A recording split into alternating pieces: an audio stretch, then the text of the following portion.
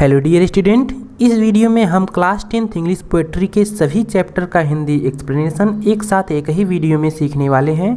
एक साथ लगातार सीखने से होगा ये कि आपको सारे लेसन एक साथ मेमोराइज हो जाएंगे, जिससे आपको आने वाले एग्जाम में काफ़ी हेल्प मिलेगी।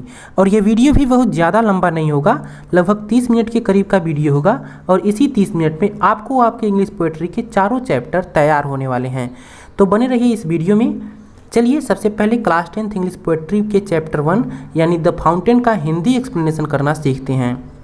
इस पोयम को जेम्स रसेल लोवेल ने लिखा है। ये पोयम बहुत ही इंस्पायरिंग पोयम है।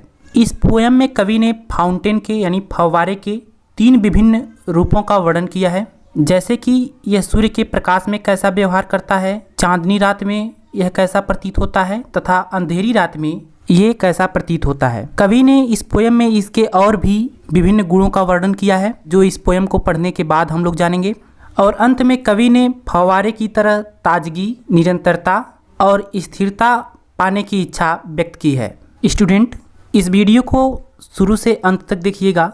मैं आपको विश्वास दिलाता हूँ कि इस पूरे वीडियो को देखने के बाद आप इस चैप्टर का हिंदी एक्सप्लेनेशन करना बहुत ही आसानी से सीख जाएंगे। तो चलिए द फाउंटेन का लाइन बाय लाइन करके हिंदी एक्सप्लेनेशन करना सीखते हैं। Into the sunshine full of the light leaping and flashing from morning till night. इस स्टांजा में कवि ने सूर्य के प्रकाश में फव्वारे का वर्णन किया है। कवि कह रहे हैं कि सनशाइन यानी सूर्य की रोशनी में, या फिर कह सकते हैं कि धूप में जो फव्वारा है वो फुल ऑफ भरा हुआ रहता है लाइट प्रकाश से। लीपिंग उछलता रहता है, फ्लैशिंग यानी चमकता रहता है, from morn till night. Morn यानी मॉर्निंग यानी सुबह से, टिल नाइट रात तक। अर्थात कवि कह रहे हैं कि सूर्य के प्रकाश में या फिर कहें कि धूप में फव्वारा प्रकाश से भरा हुआ रहता है तथा सुबह से रात तक उछलता और चमकता रहता है। Into the moon light whiter than snow waving so flower like when the wind blow. इस स्टांजा में कवि ने चांदनी रात में फव्वारे का वर्णन किया है। कवि कह रहे हैं कि मून लाइट यानी चांदनी रात में फव्वारा वाइटर देन स्नो, स्नो मतलब बर्फ होता है, यानी चांदनी की रात में फव्वारा बर्फ से भी अधिक सफ़ेद दिखता है। वाइटर कंपैरेटिव डिग्री है वाइट का। Waving so flower like, waving यानी हिलता है, फ्लावर लाइक यानी फूल की तरह। When the winds blow, when जब, वाइंड्स यानी हवाएं, ब्लो यानी बहती हैं। यानी इस स्टांजा में कवि कह रहे हैं कि चांदनी रात में फव्वारा बर्फ से भी अधिक सफ़ेद दिखता है और जब हवाएं चलती हैं तो फव्वारा फूलों की तरह हिलता है। Into the star light रसिंग in spray happy at mid night happy by day. इस स्टांजा में कवि ने फव्वारे का वर्णन अंधेरी रात में किया है। स्टार लाइट यानी तारों की रात, अंधेरी रात। कवि कह रहे हैं कि जो फव्वारा है वो अंधेरी रात में रसिंग बहुत तेज़ी से इन स्प्रे फुहार करता है। स्प्रे मतलब होता है फुहार, रसिंग मतलब तेज़ी से। हैप्पी एट मिड नाइट आधी रात, और आधी रात में भी यह प्रसन्न रहता है। हैप्पी बाई डे, और दिन में भी प्रसन्न रहता है। कवि कह रहे हैं कि फव्वारा अंधेरी रात में बहुत तेज़ी के साथ फुहार करता है और अंधेरी रात में तथा दिन में प्रसन्न रहता है। Ever in motion blithesome and cherry still climbing heavenward never aweary. Ever in motion, ever मतलब होता है हमेशा, इन मोशन गति में रहता है। यानी कवि कह रहे हैं कि फव्वारा हमेशा गति में रहता है। ब्लिसम एंड चेरी, ब्लिसम मतलब होता है प्रसन्न, एंड चेरी यानी आनंदित, और यह हमेशा प्रसन्न और आनंदित रहता है। स्टिल क्लाइंबिंग हेवनवार्ड, और यह क्लाइंबिंग चढ़ता रहता है, हेवनवार्ड ऊपर की ओर, नेवर ए वेरी, और यह कभी थकता नहीं है। वेरी मतलब होता है थका हुआ। यानी कवि कह रहे हैं कि फव्वारा हमेशा गतिशील, प्रसन्न और आनंदित रहता है और ऊपर की ओर चढ़ता रहता है तथा कभी थकता नहीं है। Glad of all weathers still swimming best upward and downward motion thy rest. Glad मतलब खुश रहता है, ऑफ ऑल वेदर्स सभी मौसमों में, यानी फव्वारा सभी मौसमों में खुश रहता है। स्टिल स्विमिंग बेस्ट और अच्छा प्रतीत होता है। अपवर्ड और downward motion thy rest. Upward यानी ऊपर की ओर उठना और डाउनवर्ड और नीचे की ओर गिरना। मोशन गति करना ही दाई रेस्ट तुम्हारा आराम है। दाई मतलब होता है तुम्हारा। कवि ने दाई को फाउंटेन के लिए लिखा है। यानी कवि कह रहे हैं कि फव्वारा सभी मौसमों में खुश रहता है और देखने में हमेशा अच्छा प्रतीत होता है। अपवर्ड और डाउनवर्ड यानी ऊपर की ओर उठना पुनः नीचे की ओर आना। इसी प्रकार गति करना ही उसका आराम है, अर्थात वह गति करते हुए ही आराम करता है। Full of A nature nothing can time, change every moment ever the same. यानी कवि कह रहे हैं कि फुल ऑफ भरा हुआ रहता है ए नेचर प्रकृति से, फव्वारा हमेशा प्रकृति से भरा हुआ रहता है, अर्थात सुंदरता से भरा हुआ रहता है। नथिंग कैन टेम, नथिंग कोई नहीं, कैन सकता है, टेम पालतू बना, टेम मतलब होता है पालतू, यानी इसे कोई पालतू नहीं बना सकता है, अर्थात इसके गति को कोई बाधित नहीं कर सकता है। चेंज एवरी मोमेंट, यह हर क्षण, मोमेंट मतलब होता है क्षण या पल, यह हर क्षण बदलता रहता है। ईवर द सेम, फिर भी यह प्रायः सेम यानी एक जैसा ही रहता है। कवि कह रहे हैं कि फव्वारा प्रकृति की सुंदरता से भरा हुआ रहता है और इसे कोई पालतू नहीं बना सकता, अर्थात इसकी गति को कोई बाधित नहीं कर सकता। यह हर क्षण बदलता हुआ रहता है, फिर भी वह हमेशा एक जैसा रहता है। Ceaseless aspiring, ceaseless content, darkness or sunshine thy element. Ceaseless मतलब होता है कंटिन्यूअस, लगातार। एस्पायरिंग ऊपर उठते रहना। सीजलेस कंटेंट निरंतर संतुष्ट रहना, कंटेंट मतलब होता है संतुष्ट। डार्कनेस आर सनशाइन, डार्कनेस अंधकार में भी और सनशाइन सूर्य के प्रकाश में भी। दाई एलिमेंट, ये इसके महत्वपूर्ण तत्व हैं। एलिमेंट मतलब होता है तत्व, यानी कवि कह रहे हैं कि अंधकार में या फिर सूर्य के प्रकाश में जो फव्वारा है वो लगातार ऊपर की ओर उठता रहता है और निरंतर संतुष्ट रहता है, और यही उसके मौलिक गुण हैं। Glorious fountain let my heart be fresh changeful constant upward like thee. अब इस अंतिम स्टांजा में कवि फव्वारे को संबोधित करते हुए कह रहे हैं कि ग्लोरियस फाउंटेन, भव्य फव्वारे, शानदार फव्वारे। ग्लोरियस यानी भव्य या शानदार, स्प्लेंडर। ग्लोरियस यानी स्प्लेंडर, भव्य या शानदार। कवि कह रहे हैं कि शानदार फव्वारे। लेट माई हार्ट बी, मेरे हृदय को भी बना दो। कैसा बना दो? फ्रेश चेंजफुल कांस्टेंट, फ्रेश यानी ताज़ा, चेंजफुल परिवर्तनशील, कांस्टेंट स्थिर, अपवार्ड और हमेशा ऊपर की तरह उठने वाला, लाइक दी बिल्कुल अपने तरह। यानी इस स्टांजा में कवि फव्वारे से कह रहे हैं कि हे शानदार फव्वारे, मेरे हृदय को भी अपने तरह ताज़ा, परिवर्तनशील, स्थिर तथा हमेशा ऊपर उठने वाला बना दो। तो इस पोयम में हमने फव्वारे के विभिन्न स्थितियों में विभिन्न तरह के व्यवहार को देखा। इस चैप्टर का समरी आपको स्क्रीन पर दिख रहा है। आप इस वीडियो को पॉज करके इसे पढ़ सकते हैं अथवा स्क्रीनशॉट भी ले सकते हैं। तो स्टूडेंट, उम्मीद करता हूँ आपको इस पूरे चैप्टर का हिंदी एक्सप्लेनेशन समझ आ गया होगा और कहीं भी कोई भी डाउट नहीं होगा। फिर भी अगर आपको कहीं कोई डाउट है तो कमेंट बॉक्स खुला हुआ है, आप हमें ज़रूर बताएं। स्टूडेंट, अब हम क्लास 10th इंग्लिश पोएट्री का चैप्टर 2 यानी द साम ऑफ लाइफ का हिंदी एक्सप्लेनेशन करना सीखेंगे। द साम ऑफ लाइफ का हिंदी अर्थ होगा जीवन का भजन। साम का मतलब होता है भजन या धर्म गीत। इस चैप्टर को S.W. लॉन्गफेलो ने लिखा है। इनका पूरा नाम हेनरी वर्ड्सवर्थ लॉन्गफेलो था। लॉन्गफेलो बहुत ही प्रसिद्ध एक अमेरिकन पोइट हैं। ये पोयम यानी द साम ऑफ लाइफ जिसका आपको अध्ययन करना है, उनके द्वारा लिखित एक पोयम्स कलेक्शन यानी काव्य संग्रह जिसका नाम है वॉइस ऑफ द नाइट, उसी से लिया गया है। स्टूडेंट, ये पोयम 1838 में पब्लिश हुई थी। इस पोयम के माध्यम से कवि ने मानव जीवन को बहुत ही अच्छी सीख दी है। लॉन्गफेलो कहते हैं कि लाइफ यानी जीवन एक खाली स्वप्न नहीं है, यह एक गंभीर वास्तविकता है। डेथ इसका अल्टीमेट गोल नहीं है और सुख तथा दुख जिंदगी के दो पहलू होते हैं। पोइट बताते हैं कि हमारे जीवन का मुख्य उद्देश्य कठिन परिश्रम करना है और कठिन परिश्रम करते हुए हमें दिन प्रतिदिन डे बाय डे प्रोग्रेस करना है और जीवन में आने वाले कठिन पलों का, मुसीबतों का हमें सामना करना चाहिए एज ए हीरो, तथा हमें मुसीबतों से भागना नहीं चाहिए और हमें सफलता को अचीव करने के लिए अपने आलस्य को त्याग कर कठिन से कठिन परिश्रम करते रहना चाहिए और फल का, रिजल्ट का इंतजार करना चाहिए। इस पोयम का समरी मैं आपको वीडियो के अंत में बताऊंगा, तो इस वीडियो को अंत तक जरूर देखें। तो चलिए स्टूडेंट, इस पोयम का लाइन बाय लाइन करके हिंदी एक्सप्लेनेशन देखते हैं। Life is real, life is earnest and the grave is not its goal. कवि कहते हैं कि जीवन वास्तविक है, रियल यानी वास्तविक, लाइफ इज अर्नेस्ट, अर्नेस्ट यानी गंभीर, और जीवन क्या है? गंभीर भी है। एंड द ग्रेव, और ग्रेव यानी कब्र, इज नॉट इट्स गोल, इसका यानी जिंदगी का गोल, लक्ष्य नहीं है। कवि कहते हैं कि लाइफ वास्तविक और गंभीर है और जीवन का लक्ष्य कब्र नहीं है, अर्थात हम केवल पृथ्वी पर मृत्यु के लिए यानी मरने के लिए ही पैदा नहीं होते। Dust thou art to dust returnest is not spoken of the soul. कवि ने यहाँ एक स्टेटमेंट बोला है, dust thou art to dust returnest, यानी तुम धूल के बने हो। डस्ट मतलब धूल, आर्ट यानी कला रचना, तुम धूल के बने हुए हो। डस्ट रिटर्नेस्ट, और धूल में ही वापस लौट जाओगे, अर्थात तुम धूल के बने हो और पुनः धूल में ही मिल जाओगे। फिर कवि कहते हैं कि परंतु is not spoken of the soul. ये जो स्टेटमेंट इन्होंने अभी बोला कि तुम धूल के बने हो और पुनः धूल में मिल जाओगे, ये आत्मा के लिए, सोल यानी आत्मा के लिए ये नहीं बोला गया है। इस पूरे स्टांजा में कवि कहते हैं कि जीवन वास्तविक और गंभीर है, कब्र यानी मृत्यु इसका लक्ष्य नहीं है। फिर कवि कहते हैं कि कुछ लोग कहते हैं कि तुम धूल के बने हुए हो और पुनः धूल में ही मिल जाओगे, परंतु ये स्टेटमेंट नश्वर शरीर के लिए है, यह आत्मा के लिए नहीं कहा गया है। आगे देखते हैं। Not enjoyment and not sorrow is our destined in our way.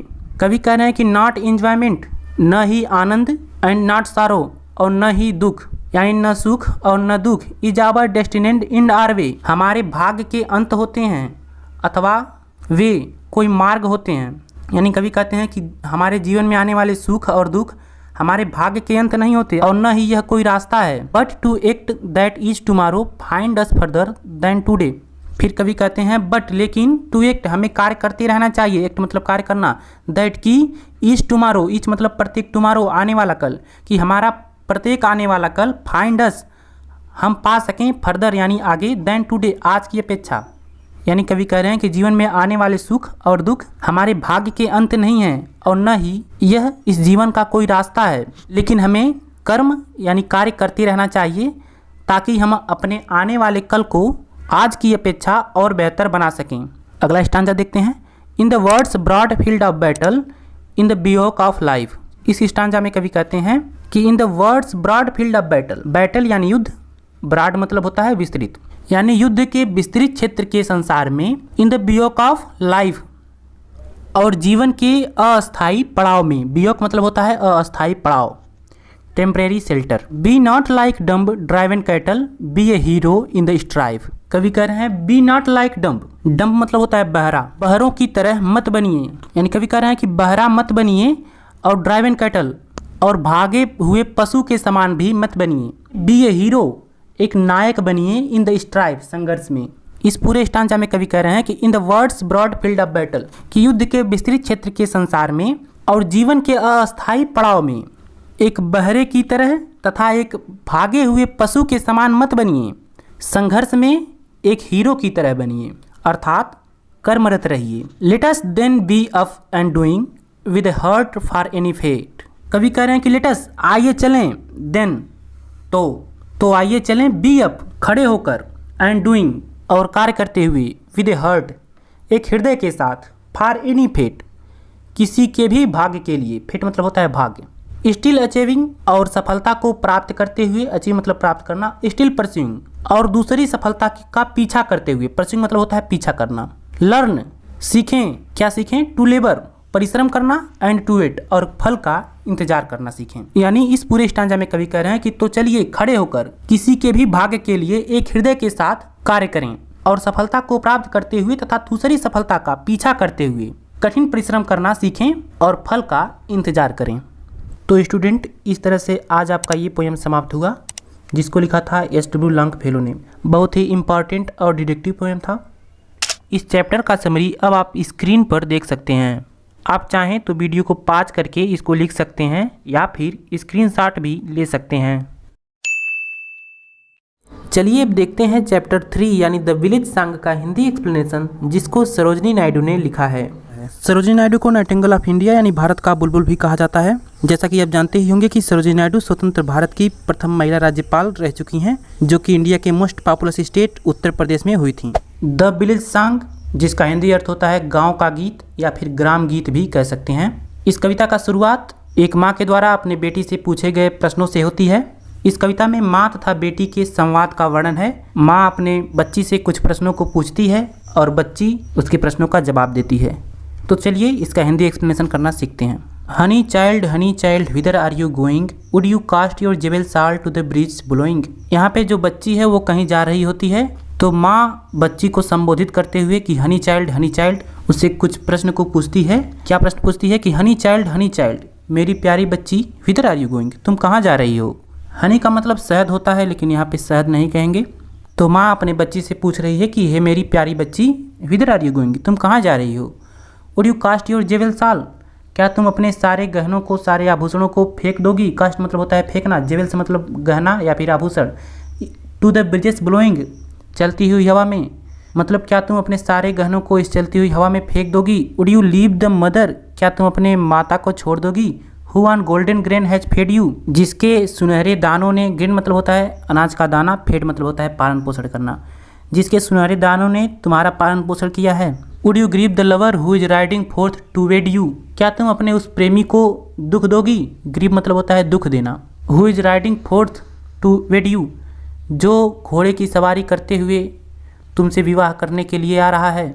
Riding मतलब घोड़े की सवारी करना। यानी इस स्टांजा में माँ अपने बेटी से पूछती है कि honey child whither are you going, कि हे मेरी प्यारी बच्ची, तुम कहाँ जा रही हो। क्या तुम इस चलती हुई हवा में अपने सारे गहनों को फेंक दोगी। क्या तुम अपने उस माता को छोड़ दोगी जिसके सुनहरे दानों ने तुम्हारा पालन पोषण किया है। और क्या तुम अपने उस प्रेमी को दुख दोगी जो घोड़े की सवारी करते हुए तुमसे विवाह करने के लिए आ रहा है। अब अगला स्टांजा देखते हैं। Mother mine to the wild forest I am going, fair upon the champas boughs the champas birds are blowing. अब बच्ची अपने माता के प्रश्नों का जवाब देती है कि मदर माइंड्स, मेरी माँ, to the wild forest I am going, मैं जंगल में जा रही हूँ। वेयर अपॉन द चंपाज बोझ, जहाँ पर चंपाज बोझ, चंपा की टहनियाँ, बोझ मतलब होता है टहनी या फिर शाखा, चंपाज बर्ड्स, चंपा की कलियाँ, बर्ड्स मतलब होता है कली, आर ब्लोइंग, खिल रही हैं। ब्लो मतलब होता है खिलना। यानी बच्ची अपने माता को जवाब देती है कि माँ, मैं जंगल में जा रही हूँ जहाँ पर चंपा की शाखाओं पर चंपा की कलियाँ खिल रही हैं।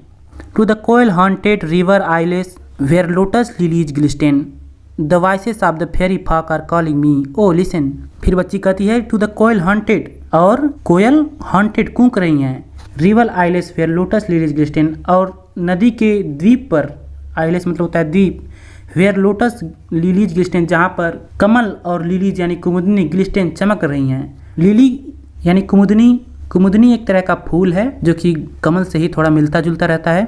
The voices of the fairy folk are calling me, O listen. फिर बच्ची कह रही है कि द वॉइसेस, आवाज़, ऑफ फेरी फॉक, परी लोक की, फॉक मतलब होता है लोक, फेरी मतलब परी, परियों की आवाज़ या फिर परी लोक की आवाज़, आर कॉलिंग मी, मुझे बुला रही है, ओ लिसन, सुनो। माँ को संबोधित करते हुए कह रही है कि माँ सुनो, परियों की आवाज़ मुझे बुला रही है। यानी इस स्टांजा में बच्ची अपने माँ के प्रश्नों का जवाब देते हुए कहती है कि मेरी माँ, मैं जंगल में जा रही हूँ जहाँ पर चंपा की शाखाओं पर या फिर चंपा की टहनियों पर चंपा की कलियाँ खिल रही हैं तथा कोयल कूक रही हैं, और नदी के द्वीप पर कमल और कुमुदनी के फूल चमक रहे हैं। फिर बच्ची कहती है कि हे मेरी माँ सुनो, परियों की आवाज़ मुझे बुला रही है। अगला स्टांजा देखते हैं। Honey child the world is full of leisure, of bridal songs and cradle songs and sandal scented leisure. अब इस स्टांजा में माँ अपने बच्ची को समझाते हुए कह रही है कि हनी चाइल्ड, मेरी प्यारी बच्ची, the world is full of pleasure, संसार आनंद से भरा हुआ है। ऑफ विडल सॉन्ग्स, और किससे, बिडल सॉन्ग्स, बिडल यानी शादी के गीत से, एंड क्रिडल सॉन्ग्स, और पालना के गीत से। पालना का मतलब होता है जिसमें छोटे बच्चे झुलाए जाते हैं तथा महिलाएं गीत को गाती हैं बच्चे को सुलाने के लिए। एंड सैंडल सेंटेज लेजर, और सैंडल यानी चंदन, सेंटेड खुशबू, चंदन की खुशबू, लेजर बड़ी फुर्सत से, लेजर मतलब होता है फुर्सत। यानी माँ अपनी बच्ची को समझाते हुए कह रही है कि मेरी प्यारी बच्ची, संसार शादी के गीतों से, पालना के गीतों से तथा चंदन की खुशबुओं से बड़ी फुर्सत के साथ आनंद से भरा हुआ है। Your bridal robes are in the looms, silver and saffron glowing, your bridal cakes are on the hearth, O whither are you going. फिर माँ कहती है कि योर बिडल रोप्स, तुम्हारे शादी के कपड़े, रोप्स मतलब होता है कपड़े, वस्त्र, पोशाक, आर इन द लूम, करघे पर रखे हुए हैं, और लूम मतलब होता है करघा, सिल्वर एंड सैफरन ग्लोइंग, जो चांदी के रंग से तथा केसरिया, सैफरन मतलब होता है केसरिया, केसरिया के रंगों में रंगे, ग्लोइंग चमक रहे हैं। Your bridal cakes are on the hearth, तुम्हारे शादी का जो केक है वो हर्थ यानी भट्ठी पर, चूल्हे पर रखा हुआ है, हर्थ मतलब चूल्हा, वो विदर आर यू गोइंग, हे तुम कहाँ जा रही हो। यानी माँ अपने बच्ची को समझाते हुए कह रही है कि हे मेरी प्यारी बच्ची, संसार शादी के गीत, पालना के गीत तथा चंदन के खुशबू से बड़ी फुर्सत के साथ आनंद से भरा हुआ है। तुम्हारे शादी के पोशाक करघे पर रखे हुए हैं जो चांदनी तथा सैफरन यानी केसरिया रंगों से रंगे चमक रहे हैं। तुम्हारे शादी का केक चूल्हे पर है। ओ विदर आर यू? हे, इस समय तुम कहाँ जा रही हो? The bridal songs and cradle songs have cadences of sorrow. अब इस स्टांजा में फिर बच्ची अपने माँ के प्रश्नों का जवाब देती है कि the bridal songs and cradle songs, शादी का गीत और पालना का गीत, हैव कंटेंस ऑफ सारो, ये दुख के ताल हैं। कंडेंस मतलब होता है ताल। यहाँ ताल का मतलब किसी तालाब या फिर जलाशय से नहीं है, जो गीतों के ताल होते हैं उससे मतलब है। राइम जिसको बोलते हैं लय। The laughter of the sun today, the wind of death tomorrow, यानी आज हंसी का सूरज है तो कल मृत्यु की हवा होगी, मृत्यु का तूफान होगा। Far sweeter sound the forest notes where forest streams are falling, O mother mine I can't stay the fairy folk are calling. Far sweeter sound, इन आवाज़ों से कहीं अधिक अच्छा है।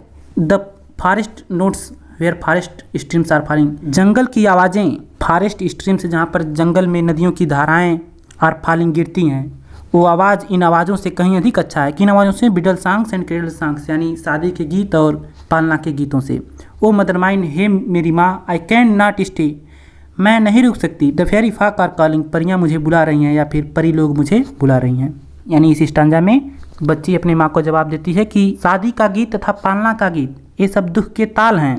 आज हंसी की धूप है तो कल मृत्यु की हवा होगी, आज हंसी की धूप है तो कल मृत्यु की हवा होगी। इन सब आवाज़ों से कहीं अच्छा तो जंगल की आवाज़ है जहाँ पर नदियों की धाराएं गिरती हैं। ओ मदर माइंड, हे मेरी माँ, मैं नहीं ठहर सकती, मैं नहीं रुक सकती, परियां मुझे बुला रही हैं या फिर परी लोग मुझे बुला रही हैं। तो इस तरह से आपका ये चैप्टर आज समाप्त हुआ, जिसको लिखी थी सरोजिनी नायडू ने।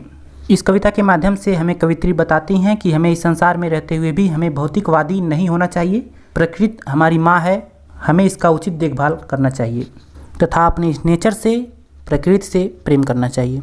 उम्मीद है आपको इस चैप्टर का पूरा हिंदी एक्सप्लेनेशन आसानी से समझ आया होगा, आपको कहीं भी डाउट नहीं होगी। फिर भी अगर आपको कहीं डाउट है तो आप हमें नीचे कमेंट करके बता सकते हैं। चलिए अब इसके बाद देखते हैं क्लास 10th इंग्लिश पोएट्री का चौथा और सबसे अंतिम चैप्टर यानी द नेशन बिल्डर का हिंदी एक्सप्लेनेशन, जिसको R.W. इमर्सन ने लिखा है। R.W. इमर्सन का पूरा नाम था रैल्फ वाल्डो इमर्सन। इनके अधिकांशतः पोएम छोटे हैं लेकिन हार्ट टचिंग हैं। ये चैप्टर यानी द नेशन बिल्डर आपके इंग्लिश पोएट्री का सबसे लास्ट चैप्टर है। चैप्टर का नाम है द नेशन बिल्डर्स, जिसका हिंदी अर्थ होगा राष्ट्र निर्माता। नेशन का अर्थ होता है राष्ट्र, बिल्डर्स का अर्थ होता है निर्माण करने वाला या फिर बनाने वाला, जिसको हम निर्माता भी बोलते हैं। यानी इस तरह से हो जाएगा राष्ट्र निर्माता। अपने इस पोएम में कवि बताते हैं कि किसी राष्ट्र को धन महान नहीं बना सकता, उस देश में रहने वाले लोगों का कैरेक्टर ही उस राष्ट्र को महान बना सकता है। उस देश में रहने वाले लोगों को उद्यमी और परिश्रमी होना चाहिए ताकि राष्ट्र आगे बढ़ सके। तो चलिए स्टूडेंट, इसका हम लोग हिंदी एक्सप्लेनेशन करना सीखते हैं। कवि लिखते हैं, not gold but only men can make a people great and strong, men who for truth and honour's sake stand fast and suffer long. छोटा सा पोएम है स्टूडेंट, आपको बहुत आसानी से समझ में आ जाएगा। कवि लिखते हैं नॉट गोल्ड यानी संपत्ति नहीं, गोल्ड का मतलब होता है सोना या फिर संपत्ति कह सकते हैं, यानी संपत्ति नहीं, बट ओनली बल्कि main can make, main man का बहुवचन है, यहाँ पे हम मेन का अर्थ लगाएंगे लोग से, लोग कैन मेक बना सकते हैं। यानी नॉट गोल्ड संपत्ति नहीं, बट ओनली बल्कि मेन लोग कैन मेक बना सकते हैं, ए पीपल ग्रेट एंड स्ट्रांग, एक राष्ट्र को ग्रेट महान और स्ट्रांग मजबूत। यानी कई बताते हैं कि संपत्ति नहीं बल्कि लोग ही एक राष्ट्र को महान और मजबूत बना सकते हैं। अब कैसे लोग? मेन हु, ऐसे लोग जो फॉर ट्रूथ सच्चाई के लिए, एंड हॉनर्स और सम्मान के लिए, ट्रूथ का मतलब होता है सच्चा एंड हॉनर्स का मतलब होता है सम्मान, ऐसे लोग जो सच्चाई और सम्मान के लिए स्टैंड फास्ट मजबूती के साथ खड़े रहते हैं, एंड सफर लॉन्ग और संघर्ष करते हैं। स्टैंड फास्ट का मतलब होता है मजबूती के साथ खड़े रहना और सफर लॉन्ग संघर्ष करना। यानी इस स्टांजा में कवि लिखते हैं कि संपत्ति नहीं, मैं आपको एक बार रिवाइज कर देता हूँ। कवि लिखते हैं संपत्ति नहीं बल्कि लोग ही एक राष्ट्र को महान और मजबूत बना सकते हैं, ऐसे लोग जो सच्चाई और सम्मान के लिए मजबूती के साथ खड़े रहते हैं, एंड सफर लॉन्ग और परिश्रम करते हैं।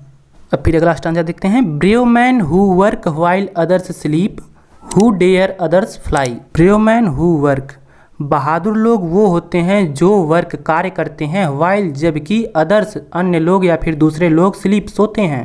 यानी कवि लिखते हैं कि बहादुर लोग वो होते हैं जो कार्य करते हैं जबकि अन्य लोग स्लीप यानी सोते हैं। हु डेयर जो साहस करते हैं, वाइल जबकि अदर्स दूसरे लोग फ्लाई भाग जाते हैं। यानी कई बताते हैं कि बहादुर लोग वो होते हैं जो कार्य करते हैं जबकि दूसरे लोग क्या करते हैं, सोते हैं। वो साहस करते हैं जबकि दूसरे लोग भाग जाते हैं। They build a nations pillars deep and lift them to the sky. They build a nations pillar deep, वे बनाते हैं ए नेशंस पिलर्स एक राष्ट्र के स्तंभ को। पिलर्स मतलब होता है स्तंभ, डीप यानी गहरा। कौन बनाते हैं, ब्रेव मैन बहादुर लोग। एंड लिफ्ट देम और उसको उठाते हैं, देम आया है नेशन के लिए, और उस राष्ट्र को उठाते हैं टू द स्काई आसमान की ऊंचाइयों पर या फिर बुलंदियों पर। इसको भी एक बार रिवाइज कर देता हूँ। Brave men who work while other sleep, बहादुर लोग वो होते हैं जो कार्य करते हैं जबकि दूसरे लोग सोते हैं, जो साहस करते हैं जबकि दूसरे लोग भाग जाते हैं। वे एक राष्ट्र के स्तंभ को और भी गहरा बनाते हैं तथा उस राष्ट्र को आसमान की ऊंचाइयों पर या फिर बुलंदियों पर ले जाते हैं। छोटा सा पोयम था, एक बार फिर से पूरा रिवाइज कर देता हूँ। Not gold but only man can make A people great and strong. कवि लिखते हैं कि संपत्ति नहीं बल्कि लोग ही एक राष्ट्र को महान और मजबूत बना सकते हैं। Men who for truth and honour sake stand fast and suffer long. ऐसे लोग जो सच और सम्मान के लिए मजबूती के साथ खड़े रहते हैं और संघर्ष करते हैं। Brave men who work while others sleep, बहादुर लोग वो होते हैं जो कार्य करते हैं जबकि अन्य लोग या फिर दूसरे लोग सोते हैं। Who dare while others fly, जो साहस करते हैं जबकि दूसरे लोग भाग जाते हैं। They build a nations pillar deep and lift them to the sky. They build a nations pillar deep, वे एक राष्ट्र के स्तंभ को गहरा बनाते हैं। वे यानी बहादुर लोग, बहादुर लोग ऐसे बहादुर लोग एक राष्ट्र के स्तंभ को गहरा बनाते हैं। एंड लिफ्ट देम और उस राष्ट्र को उठाते हैं टू द स्काई आसमान की ऊंचाइयों पर या फिर बुलंदियों पर। तो स्टूडेंट, इस तरह से आपने इंग्लिश पोएट्री के चारों चैप्टर का हिंदी एक्सप्लेनेशन एक ही वीडियो में सीख लिया। मुझे पूरा विश्वास है कि आपको सभी चैप्टर का हिंदी एक्सप्लेनेशन अच्छे से समझ आ गया होगा। लेकिन अगर फिर भी आपको कहीं किसी चैप्टर में डाउट है तो मैं आपसे कहूँगा कि इस वीडियो को एक बार फिर से रिवाइज करके देखें ताकि आपका डाउट क्लियर हो जाए। ये वीडियो आपको कैसा लगा मुझे नीचे कमेंट करके ज़रूर बताएं। वीडियो पसंद आए तो वीडियो को लाइक करें, अपने दोस्तों के साथ ज़रूर शेयर करें। इस चैनल पे न्यू हैं तो चैनल को सब्सक्राइब करें, साथ में बेल आइकन को प्रेस करें क्योंकि मैं आपके लिए ऐसे वीडियोज़ को लाता रहता हूँ। तो चलिए स्टूडेंट, आज के इस वीडियो में सिर्फ इतना ही। मैं आपसे फिर मुलाकात करूँगा एक अलग वीडियो में अलग टॉपिक के साथ। तब तक के लिए दीजिए इजाज़त। धन्यवाद।